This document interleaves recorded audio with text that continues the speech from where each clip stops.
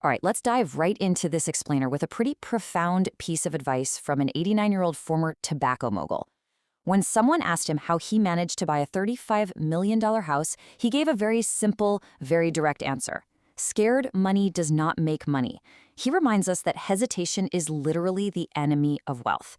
You just can't win the lottery if you never buy a ticket. It's a powerful reminder that taking calculated action today is the absolute foundation of building lasting wealth. So, welcome to the Wealth Building Blueprint. We're going to take all that global financial wisdom out there and synthesize it into a crystal clear roadmap for escaping the paycheck to paycheck cycle. We've pulled together insights from top financial educators, classic literature on wealth, and seasoned investors to give you a comprehensive look at how money actually works. Whether you're just starting out or you're looking to optimize what you already have, this explainer is designed to give you some serious, actionable clarity.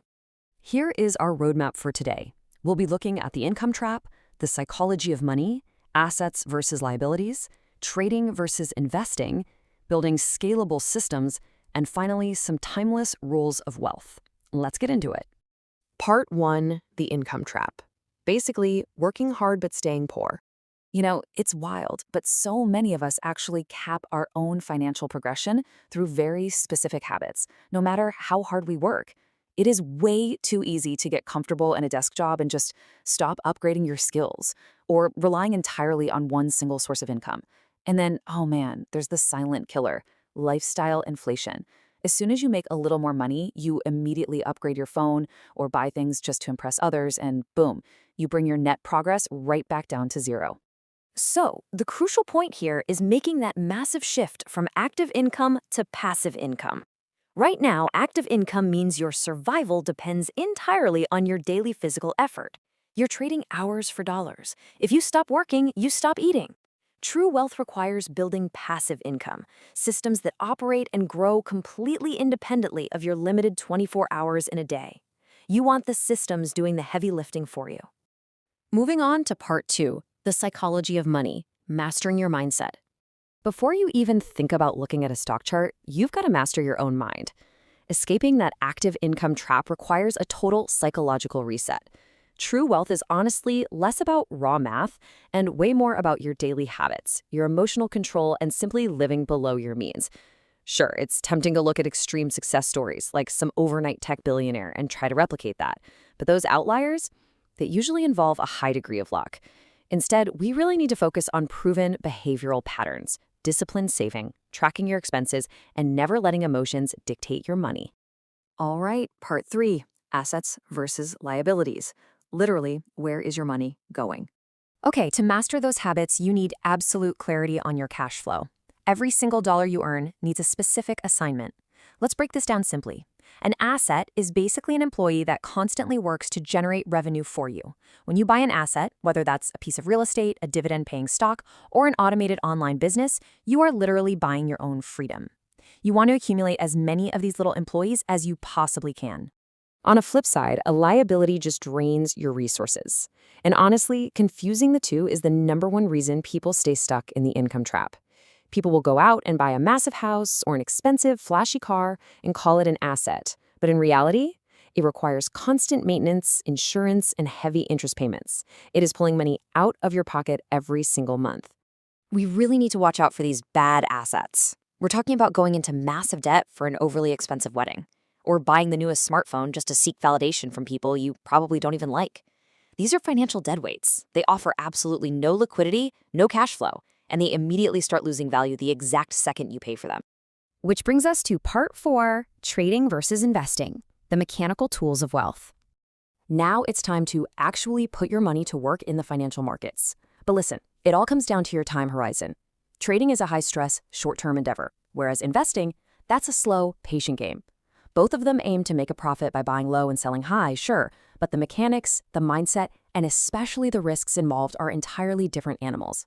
So traders, they rely heavily on what's called technical analysis. They're staring at candlestick charts, those jagged green and red lines you see on financial news, trying to guess when a stock will rise or fall. Because it's so unpredictable, they often use stop-loss strategies to sell automatically if a stock dips too low, hoping to mitigate those crazy high risks. Honestly, it's pretty much a full-time job requiring constant monitoring. Investors, though, they completely ignore those daily charts.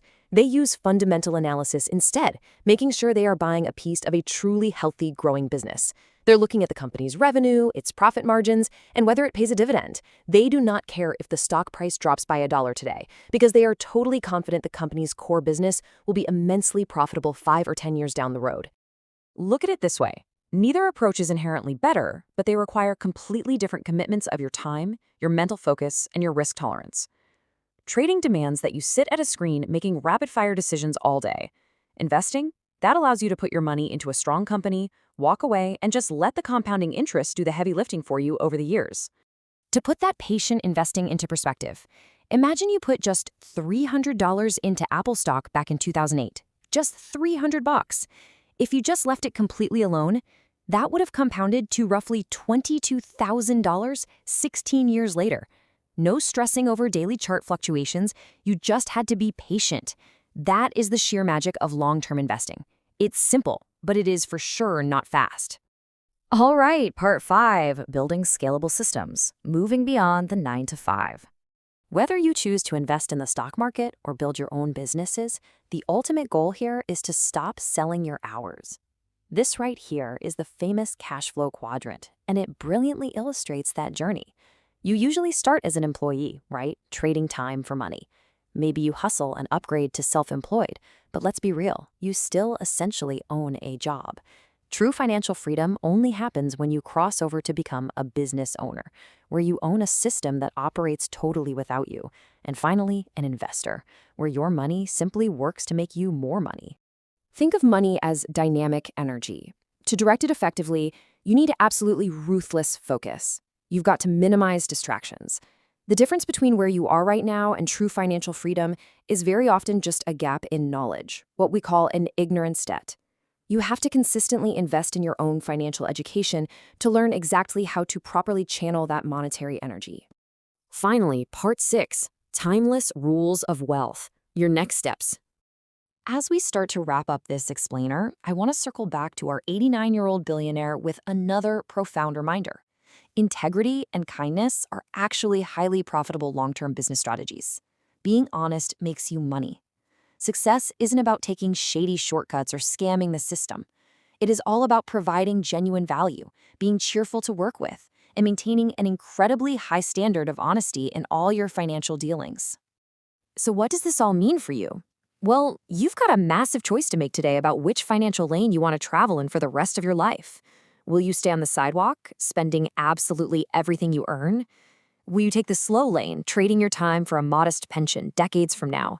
Or are you ready to put in the intense upfront work to build the scalable, passive systems of the fast lane? Let this final thought really sink in. Building wealth isn't magic, it's discipline. Life moves incredibly fast, and there are absolutely no easy shortcuts to getting rich. It takes persistence, strict emotional control, and continuous self-education. Please do not wait for the perfect moment. So I'll leave you with this. What systems will you start building today to claim your financial freedom?